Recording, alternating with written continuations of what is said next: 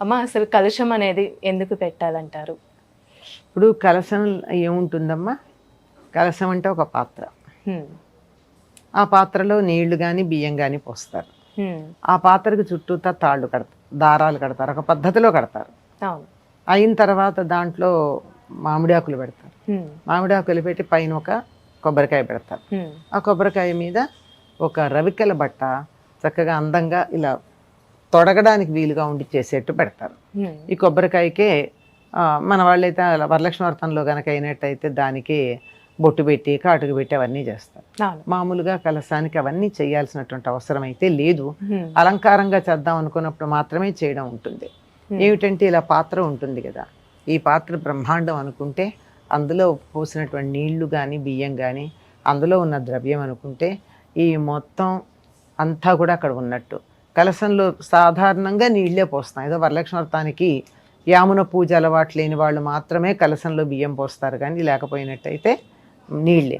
ఈ నీళ్ళు ఏమిటంటే చైతన్యం, బ్రహ్మాండంలో ఉన్నటువంటి అన్ని సముద్రాల్లో ఉన్న నీళ్లు ఇందులో ఉన్నట్టు.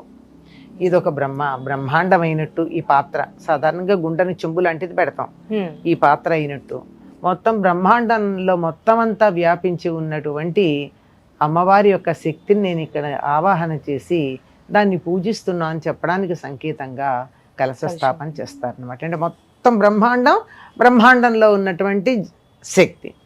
సర్వ చైతన్య రూపాంతం ఆద్యాం విద్యాంచ ధీమహి బుద్ధిం జ్ఞాన ప్రచోదయాత్ అని అమ్మ గురించి చెప్తారు.